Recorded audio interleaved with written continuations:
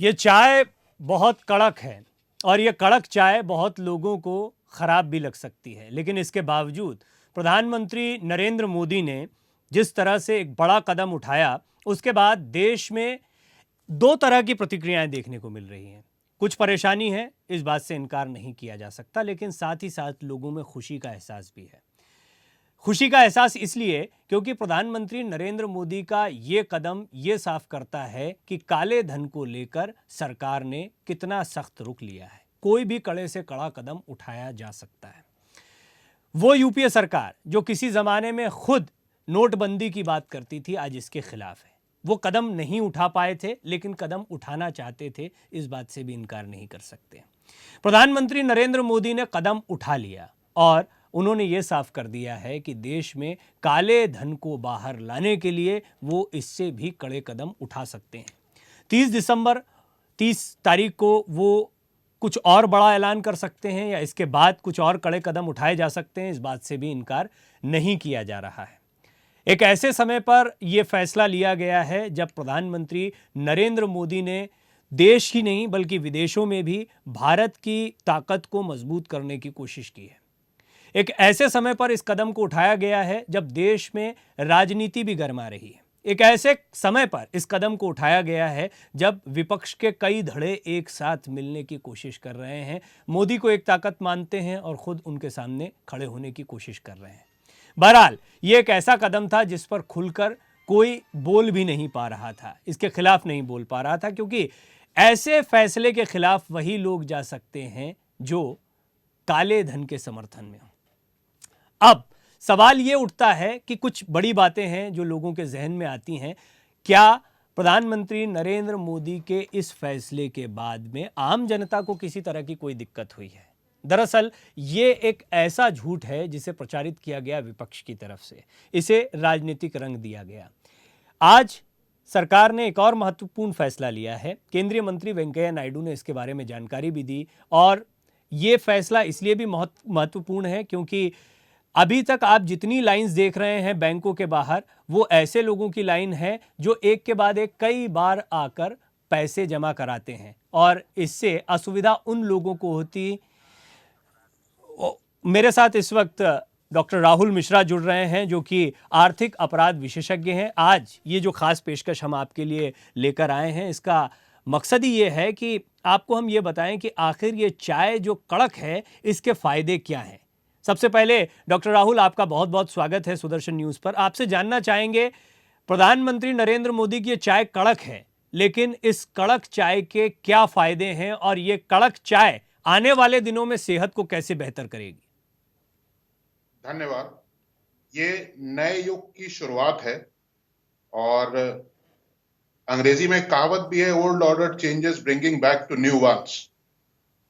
कड़क चाय, हम आपको बता दें, ईमानदार और मेहनतकश लोगों के लिए तो ताजगी देती है, लेकिन अगर और बड़े स्तर पर जाएं तो वहां पर नुकसान भी कर देती है। ये हमारे माननीय प्रधानमंत्री जी का मास्टर स्ट्रोक था, जिसको हम फेबुलस कवर ड्राइव बोलेंगे क्रिकेट की भाषा में, जिसमें झुकने का मौका ही नहीं मिला।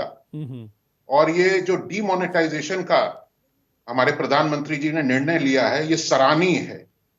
इसमें थोड़ा बहुत कष्ट अगर होता है तो उसमें कोई दिक्कत नहीं। आप देखो कि हमारे देश के आर्थिक विकास के लिए ये कितना महत्वपूर्ण कदम है।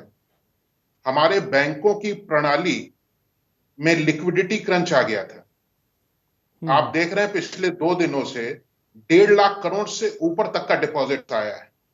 तो आप इसी से आइडिया लगा लीजिए कि हमारे प्रधानमंत्री जी का ये निर्णय कितना अच्छा रहा है।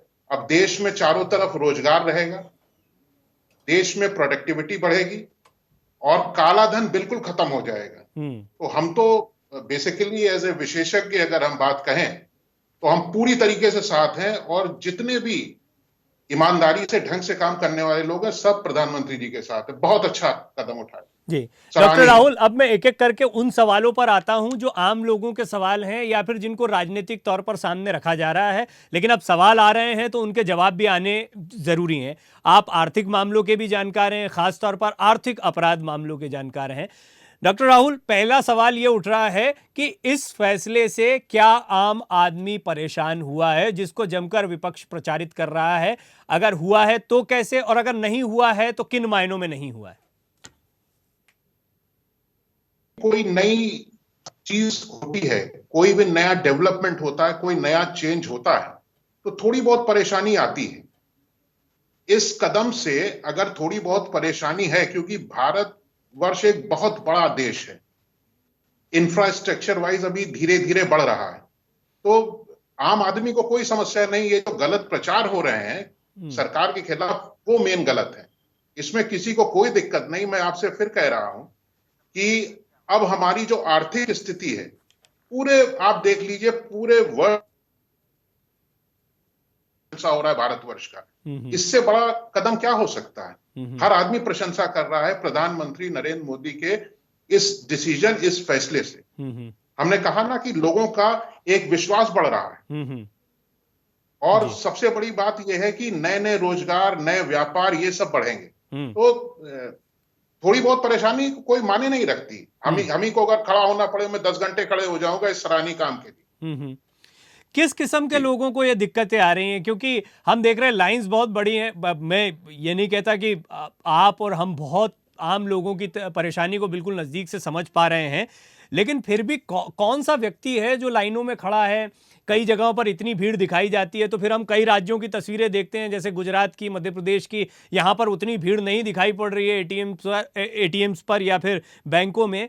तो क्या मेट्रोज में ये लाइन ज़्यादा देखने को मिल रही है, या इस भीड़ को ज़रा बड़ा चढ़ाकर दिखाया जा रहा है, एक पैनिक का माहौल क्रिएट किया जा रहा है? या जैसा सरकार ने कदम उठाया है कि जिस तरह मतदान के बाद आपके उंगली में निशान लगाया जाता है, अब पैसा जमा करने के बाद भी लगाया जाएगा, क्योंकि एक ही व्यक्ति 4-5 बार आ रहा है। और फिर डॉक्टर राहुल, एक ये भी खबर आ रही थी, इस पर आप थोड़ा और रोशनी डाल पाएंगे, कि कई ऐसे लोग जो रिक्शा चलाते हैं या इस तरह के मजदूरी के काम करते हैं, वो आजकल लाइनों में ज्यादा लग रहे हैं, और उनको पैसे के इस काम के बदले कुछ पैसा मिल जा रहा है, यानी 4,000-3,800 में तब्दील हो जा रहे हैं, कुछ पैसा वो भी कमा ले रहे हैं। तो क्या स्थिति बनती है ऐसे माहौल में, वो भी हम चाहेंगे जरा आप दर्शकों को समझाएं।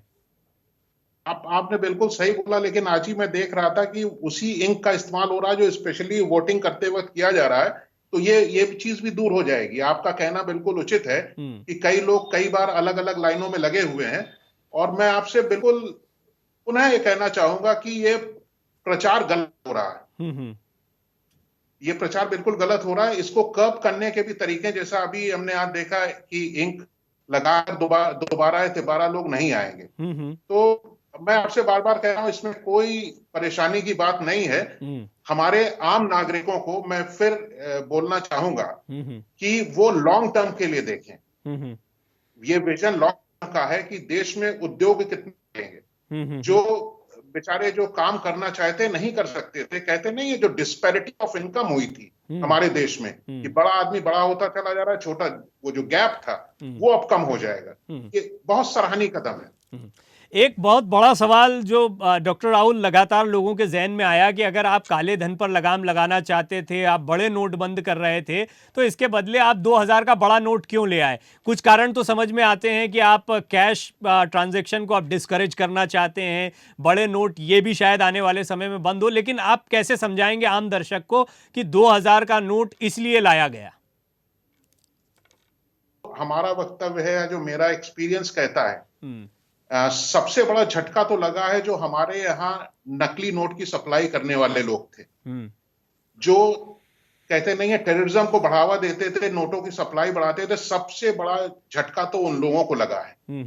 500 और 1000 के नोटों को लेकर वो बहुत अभ्यस्त थे, और ये 2000 का नोट आया है, तो शायद इसमें कष्ट होगा बाहर वालों को देख के इसका करने का। तो नेचुरली हम आपको फिर कहेंगे कि सरकार ने बहुत समझबूझकर ये कदम उठाया है, और बड़ा नोट है तो भी कोई समस्या नहीं है, क्योंकि हमारे सामने जो बहुत बड़े खतरे थे उनको कम से कम रोक लगना बहुत जरूरी था। जैसे कई जगह आप देखिए, नॉर्थ ईस्ट और बहुत से ऐसे एरिया थे जहां पर लोग नोट देते थे 500 1000 के, और उनसे कुछ ना कुछ दंगे फसाद कराते थे। वो सब बिल्कुल उनकी कमर तोड़ दी हमारे प्रधानमंत्री साहब ने।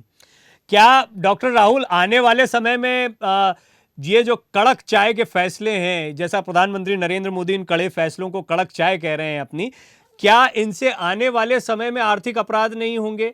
500,000 में जो काम हो रहा था, क्या वो 2,000 से नहीं होगा, या ये माना जाए कि इस 2,000 को भी खत्म किया जाएगा? देखिए, अभी कुछ भी कह पाना जल्दबाजी होगी। वैसे मैं आपको बता दूं, जो कड़क चाय वाला फैसला है, हमारे हिसाब से अब जो प्रॉपर्टी है, जो बेनामी प्रॉपर्टी है, उस पर कुछ ना कुछ सर्जिकल स्ट्राइक होएगी। और वो जरूरी भी है, क्योंकि एक स्टैटिस्टिक्स कहती है कि हिंदुस्तान में जो आर्थिक अपराध हैं, वो सबसे ज्यादा यानी 74% के आसपास वो एसेट्स में लगे हुए। तो इस पे रोक लगना बहुत जरूरी है। आर्थिक और मैं आपको बता दूं, क्योंकि ये मामलात ऐसे हैं जो अभी अभी लोगों ने इकोनॉमिक क्राइम या आर्थिक अपराध जो आप कह रहे हो, एक स्टैटिस्टिक्स ने और कहा है कि 31% लोग पिछले 2 सालों से जाने हैं कि इकोनॉमिक क्राइम होता क्या है। ये हम नहीं, ये स्टैटिस्टिक्स कह रहे हैं। तो ये जो भी कदम उठाए जा रहे हैं, ये बहुत अच्छे कदम है। और स्पेशली अब जितने भी हवाला ट्रेडर्स हैं, उनकी सबकी कमर टूट गई है। और prevention of money laundry act को, और कहते नहीं, कड़क ढंग से, वही कड़क चाय वाला फैसला, उस ढंग से एग्जीक्यूट करना चाहिए। तो आने वाले समय में आप देखिएगा जनता हिंदुस्तान की कितनी खुशहाल रहती। कड़े फैसले लिए हैं प्रधानमंत्री नरेंद्र मोदी ने, वो खुद कह रहे हैं कड़क चाय है। कड़क चाय थोड़ी कड़वी होती है, लेकिन जैसा डॉक्टर राहुल मिश्रा आर्थिक अपराध मामलों के बहुत पुराने जानकार हैं, बड़े सीनियर जानकार हैं, उनका कहना है कि ये फैसले लॉन्ग टर्म में देश को मजबूत करने वाले हैं। लोगों को लाइनों में लगकर या एटीएम के बाहर, बैंक के बाहर लाइन में लगने के बाद जो दिक्कतें हो रही हैं, वो दिक्कतें इतनी बड़ी नहीं हैं जितना फायदा उनको आने वाले समय में इससे होने वाला है। लेकिन क्योंकि राजनीति करना है, इसलिए राजनीतिक बयानबाजियां चल रही हैं, और खासतौर पर वो नेता बौखलाए हुए हैं जो इस फैसले के बाद खुद परेशान दिखाई पड़ रहे हैं। इसे चुनावों से, राजनीति से भी जोड़कर देखा जा रहा था। ऐसे में सवाल ये उठता है कि क्या राजनेताओं के पास राजनीति करने के लिए इस तरह का पैसा होता है, और अगर ऐसा है और ऐसे दौर में ये फैसला लिया गया है, तो इसमें क्या बुराई हो सकती है। डॉक्टर राहुल मिश्रा, जो कि आर्थिक अपराध मामलों के जानकार हैं, वो लगातार हमारे साथ बने हुए। कई सवाल जो अभी तक दर्शकों के जहन में आ रहे थे इस नोटबंदी के बाद, उन सवालों के जवाब हम लेने की कोशिश कर रहे हैं। डॉक्टर राहुल, एक बड़ा अहम सवाल ये भी लोगों के जहन में आ रहा है, जैसा आपने कुछ उसका इशारा भी किया है कि बेनामी संपत्ति को लेकर कोई फैसला हो सकता है। लोगों के पास कितने मकान हैं, और हमने ये भी देखा कि लोगों ने सोना खरीदना शुरू किया। इसकी भी बड़ी आलोचना हुई कि जिन्हें काला धन सफेद करना था, उन्होंने तो गड्डी की गड्डी ले जाकर रख दी और तगड़ा सोना खरीद लिया, किलो किलो से सोना खरीद लिया है। क्या इसका भी रेगुलेशन होगा? और प्रधानमंत्री जब कहते हैं कड़े फैसले और होने वाले हैं, तो वो क्या इसी ओर इशारा कर रहे हैं? सही कहा आपने, उसी तरफ इशारा है कि हिंदुस्तान में देखिए जो कल्चर थ्रू आउट रहा है इन्वेस्टमेंट्स का, इस ढंग का, या बल्कि काले धन के लोगों का, वो एसेट्स का रहा है, बेनामी प्रॉपर्टियों का रहा है, और गोल्ड उनके लिए बड़ा फेवरेबल रहा है। तो ये कड़क फैसले अब आने वाले समय में 2 चीजों पे होंगे, एक तो बेनामी संपत्ति और गोल्ड। अभी इधर हाल ही में हमने देखा था कि कई लोग गोल्ड में पैसा लगा रहे थे, लेकिन ऐसा नहीं, आने वाला जो समय है वो उस पर भी कहीं ना कहीं पे कंट्रोल आएगा। तो 2 कड़े फैसले इसी 2 पॉइंटों पर होंगे। वैसे तो डॉक्टर राहुल, अभी खुद प्रधानमंत्री की कैबिनेट को भी नहीं पता होता कि वो क्या फैसले ले रहे हैं। बहुत सरप्राइजिंग तरीके से वो सामने आते हैं, तो हमारे आपके लिए डिस्कस करना बड़ा मुश्किल है। लेकिन क्या कुछ अंदाजा दे सकते हैं? अभी बहुत से दर्शक जब आपको सुन रहे होंगे, तो एक जानकार के तौर पर वो और आपसे वैसे भी लोग पूछ रहे होंगे कि क्या फैसले हो सकते हैं एग्जैक्टली 30 दिसंबर के बाद। कृपया करके सवाल रिपीट करेंगे? क्या बड़े और कड़े फैसले हो सकते हैं 30 दिसंबर के बाद? क्या इस पर, क्योंकि ये तो बहुत मुश्किल है कह पाना, सरप्राइजिंग कई चीजें होती हैं, लेकिन क्या कुछ अंदाजा लगाया जा सकता है कि ब्लैक मनी को लेकर, खासतौर पर फॉरेन में जो ब्लैक मनी रखी है, इसको लेकर, या बेनामी संपत्ति, इनको लेकर किस तरह के कड़े फैसले हो सकते, किस तरह के क्या फैसले हो सकते हैं? बिल्कुल बिल्कुल, आपने सही कहा, सही आपने पॉइंट किया है। देखिए, सबसे पहले वो सारी लिस्ट सरकार के पास है जो मेजर डिफॉल्टर्स रहे हैं बैंकों के, जिनके कारण, जिसको हम लोग अंग्रेजी में स्ट्रेस्ड एसेट्स कहते हैं, जिसके कारण इकोनॉमी में बहुत ज्यादा नुकसान हुआ। तो ये तो हमारे प्रधानमंत्री जी ने ये समस्या का सलूशन निकालना शुरू कर दिया, बहुत ज्यादा डिपॉजिट्स बैंक के पास आ गया है। नंबर 2, स्विस बैंक अब एक आम भाषा में इस्तेमाल होने लगा है। तो सरकार हो सकता है आने वाले समय में जो भी वहां पे अकाउंट होल्डर हैं उनका भी पैसा वापस लेने की प्रक्रिया शुरू कर दे। क्या ये तो विधि विशेषज्ञ लोग बताएंगे किस ढंग से किया जाए, लेकिन हमारे ख्याल में वहां पर जरूर होगा। दूसरी अहम बात, 30 दिसंबर के बाद आप देखिएगा कुछ हमारे जो स्टॉक एक्सचेंजेस हैं जिसमें कुछ लिस्टेड सिक्योरिटीज होती हैं, जैसे आपके फॉरेन करेंसी कन्वर्टेबल बॉन्ड्स हो गए या पार्टिसिपेटरी नोट्स हो गए, कुछ ऐसे प्रोडक्ट्स होते हैं जिसमें आइडेंटिटी नहीं पता चलती है इन्वेस्टर्स की, तो उस पे भी आप देखिएगा स्टॉक मार्केट में कुछ ना कुछ कड़े रुख अपनाए जाएंगे और ये जरूरी भी है। बाजारों में डॉक्टर राहुल ये देखने को मिला कि कई दुकानों पर अब लोग सामान खरीदने जा रहे हैं तो उनको बड़ी दिक्कत हो रही है। क्या ये दिक्कत इसलिए हो रही है क्योंकि दुकानदार खुद कैश में डील करते रहे, वो बहुत सी चीज़ों को शो नहीं करना चाहते थे और उनके पास कैश में बहुत बड़ा अमाउंट आता है, ये भी एक बड़ी, क्या ऐसे लोगों पर भी लगाम लगाने की कोशिश थी? क्योंकि जहां पर डेबिट कार्ड से, क्रेडिट कार्ड से पेमेंट्स होते हैं, कई छोटी दुकानों पर भी इस तरह हम देख रहे हैं, कुछ सब्जी वालों ने भी अब इस तरह की मशीनें रखना शुरू कर दी है, जो कि बहुत मुश्किल नहीं होता है जिनको साथ में रखना, मोबाइल की तरह उन्हें इस्तेमाल किया जा सकता है अब। लेकिन क्या इसे अवॉइड किया जाता था बड़े पैमाने, मेट्रोज में तो होता ही है, छोटे शहरों में तो लगभग ये पूरी तरह से अवॉइड किया जाता है इस तरह की स्वाइपिंग मशीन्स को। क्या ये जानबूझकर किया जाता था और इस पर कितनी लगाम लगेगी? जी नहीं, बिल्कुल सही आपने किया है। अब देखिए जो वक्त आ रहा है वो कैशलेस सोसाइटी का आ रहा है और एक सुझाव भी है, हम आपको बताएं, ये सबक मैं तो बोलता हूं अफ्रीका से लेना चाहिए, जहां पे भाषा इंग्लिश में लोग कंफर्टेबल थे ना किसी में, लेकिन थ्रू मोबाइल पेमेंट्स वगैरह हुए बहुत छोटे छोटे गांव में। तो इस तरीके का हमारा एक सुझाव ये था कि लोगों को थोड़ा सा ट्रेंड भी करना बहुत जरूरी है। जी तो जी, कैशलेस सोसाइटी की तरफ है, मैंने थोड़ा बहुत परेशानी आती है, कोई दिक्कत नहीं है, लेकिन धीरे धीरे लोग अभ्यस्त हो जाएंगे। धीरे धीरे लोग अभ्यस्त हो जाएंगे, लेकिन इसमें एक बड़ी अहम बात यह भी है डॉक्टर राहुल कि लोग जब जा रहे हैं और लाइनों में लग रहे हैं तो हम उससे क्या अंदाजा लगाएं? जब तस्वीरें सामने आती तो उसे इस तरह से प्रोजेक्ट किया जाता है जैसे कोई केओस है, कोई पैनिक फैला हुआ है। क्या ये लाइंस जानबूझकर दिखाई जा रही हैं या इस तरह की लाइंस दिखना बहुत आम है, इस पर पैनिक क्यों नहीं होना चाहिए? क्योंकि हम ये भी देख रहे हैं कई तरह के जुमले और कई तरह के चुटकुले भी अभी सोशल साइट्स पर चल रहे हैं कि आप जब फ्री में सिम बटती है तब तो आप लाइन में लग जाते हैं, आप लाइन में लगे हैं तो आप कम से कम सेना की तरह सीमा पर नहीं खड़े हैं और आपको नोट के बदले नोट मिल रहा है, गोलियों के बदले गोलियां नहीं मिल रही हैं, इस तरह की बातें भी आती हैं। लेकिन इन लाइंस को लेकर आप क्या कहेंगे? क्या पहले और तैयारी होनी चाहिए थी या आपको लगता है नहीं, अगर इस तरह का फैसला होगा तो ये होगा ही? देखिए, बिल्कुल सही प्रश्न आपने किया। एक प्रबंधन के क्षेत्र में एक वर्ड का इस्तेमाल होता है नेगेटिव एडवर्टीजमेंट, तो ये नेगेटिव एडवर्टीजमेंट है अपोजिशन का, नंबर वन। नंबर सेकंड, बार बार इस चीज पे किया जा रहा है कि आप अफवाहें ज्यादा फैल रही हैं। कई लोगों से इंटरेक्शन हमारा खुद पर्सनल लेवल पर हुआ तो सबने बोला कि जनहित और देश के लिए अगर खड़ा होना पड़ता है ज्यादा समय के लिए तो भी कोई प्रॉब्लम की बात नहीं है। हाँ, एक हमारा सुझाव जरूर है कि थोड़ा लोगों को अभ्यस्त करना जरूरी है। मान लीजिए हम शिक्षा के क्षेत्र से भी रहे हैं तो इस तरीके की मेंटरिंग एक आम लेवल पर बताना कि ये जो कुछ हो रहा है सब आप ही लोगों की भलाई के लिए हो रहा है और देश की अर्थव्यवस्था के सुधार के लिए हो रहा है, तो कोई समस्या नहीं है। ये नेगेटिव एडवर्टीजमेंट है, ये अफवाह है, ये जनता जानती है। डॉक्टर मिश्रा, एक ये भी अब बड़ी बात सामने आ रही है क्योंकि इस पे हालांकि बहुत एक्सपर्टाइज कमेंट नहीं होते हैं जब व्हाट्सएप पर या सोशल साइट्स के जरिए मैसेजेस या जानकारियां आपके पास पहुंचती हैं, लेकिन फिर भी लोगों के जहन में बहुत से सवाल आ जाते हैं या बहुत सी उम्मीदें भी आ जाती हैं। एक उम्मीद ये कि अब सरकार का खजाना क्या बढ़ रहा है, ये जो ब्लैक मनी डिस्क्लोज हो रही है या लोग पैसा जमा करा रहे हैं, और अगर ऐसा हो रहा है तो आने वाले समय में किन सुविधाओं में या किन सरकारी महकमों में जनता और राहत महसूस कर सकती है? क्या टैक्सेस कम हो सकते हैं, खासतौर पर इनकम टैक्स?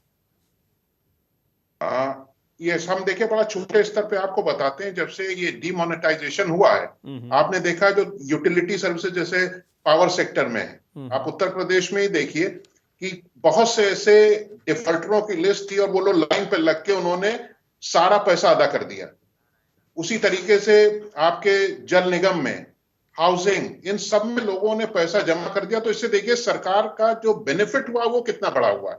लोगों को इसको भी नजर में रखना चाहिए। और कहीं से ये जो सोशल साइट, सोशल नेटवर्किंग है कि साहब इतना ही हम पैसा लगा सकते हैं, इतना जमा कर सकते हैं, ऐसा कुछ नहीं। वो आदमी को क्या प्रॉब्लम होगी, किसी भी व्यक्ति विशेष को, अगर वो अपना रिटर्न फाइल करता है, उसको कोई दिक्कत नहीं होगी। ये उनके लिए है कि पता आय से और उनकी जो एसेट्स हैं वो मिसमैच है। वो लोग चिंता करें, डरे। लेकिन एक आम व्यक्ति का ये भी सवाल होता है, मतलब मैं खुद भी ये सोच रहा था कि बहुत से लोग हैं जो उतने शिक्षित नहीं हैं, आर्थिक मामलों को उतने बेहतर तरीके से नहीं जानते। हमने देखा था कि ये तो एक बहुत अच्छी प्लानिंग थी, पहले से ही जनधन योजना की तरह योजनाएं चलाई जा रही थी, सबके खाते हों इसकी कोशिश की जा रही थी। लेकिन इसके बावजूद बैंकों को लेकर या आर्थिक मामलों को लेकर वो जागरूकता, वो समझ भारत के आम लोगों में नहीं है, ये बात हम जानते हैं। क्या आज इस तरह का कदम उठाने के बाद उस रास्ते पर हम आगे बढ़ पाएंगे कि लोगों में जागरूकता भी आए, लेकिन एक ऐसे समय पर जब उन्हें समझ में नहीं आ रहा है कि वो अपने पैसे का क्या करें, ये फैसला उठाना ठीक था? देखिए, आपने फिर एक बहुत अहम प्रश्न रेज किया है। इसके लिए जो हमारी संस्था नेशनल स्किल डेवलपमेंट कॉर्पोरेशन है जो भारत की, तो उसमें जो आपका कहा ना, जो लोगों को अवेयरनेस कैंप के जरिए लोगों को ट्रेनिंग देने के लिए धीरे, किसी भी देश में अगर कुछ भी ऐसे कदम लगाए जाते हैं तो सबसे पहले लोगों को कॉन्फिडेंस में लिया जाता है और धीरे धीरे करके उनको अभ्यस्त किया जाता है, ट्रेन किया जाता है। तो ये बहुत जरूरी है कि अवेयरनेस, उनको एजुकेशन लेवल पर थोड़ा सा मेंटोर करना बहुत जरूरी है। मेंटरिंग इज वेरी इंपॉर्टेंट, क्योंकि मेंटरिंग नहीं होगी तो लोगों को उसके प्रॉन्स एंड कॉन्स नहीं पता चलते हैं, जिसके जरिए से ये जो अफवाहें हैं, अफवाहों का बाजार गर्म हो जाता है। तो आपका कहना सही है, प्रश्न सही है। हमारे हिसाब से तो इसमें मेंटरिंग होना बहुत जरूरी है। और कहते नहीं है, कुछ सेंटर्स क्रिएट करने चाहिए जिसमें लोग आके इसमें ट्रेंड हो, चाहे आवरली प्रोग्राम हो या कैसे भी हो। नंबर दूसरा हमारा सुझाव ये है कि चीजों को और जब व्यवस्था ठीक हो जाए, फ्रॉड ऑडिट मैंडेटरी करना बहुत जरूरी है। ये शुरुआत से हो रहा था, यह आर्थिक अपराध का एक एरिया होता है फ्रॉड ऑडिट, जैसे नॉर्मल ऑडिट्स होते हैं। तो फ्रॉड ऑडिट अगर बिल्कुल मैंडेटरी कर देंगे, जैसा कि इनिशिएटिव लिया भी जा रहा था, अगर उसको कंपलसरी करेंगे तो आप एकदम से देखेंगे। और मुझे लगता है डॉक्टर राहुल, सवाल बहुत सारे हैं और हम इन पर जवाब आपसे आगे भी लेते रहेंगे। फिलहाल बहुत शुक्रिया, आप हमारे साथ जुड़े और बहुत अहम जानकारियां आपने हमें दी है। डॉक्टर राहुल मिश्रा आर्थिक अपराध मामलों के जानकार हैं। और हम आपको बता दें, ये चाय कड़क जरूर है, लेकिन चाय आपकी सेहत को जरूर सुधारेगी, जैसा डॉक्टर राहुल कह रहे हैं। लगातार जानकारियां सुदर्शन न्यूज पर आपको मिलती रहेंगी। फिलहाल इजाजत दीजिए, नमस्कार।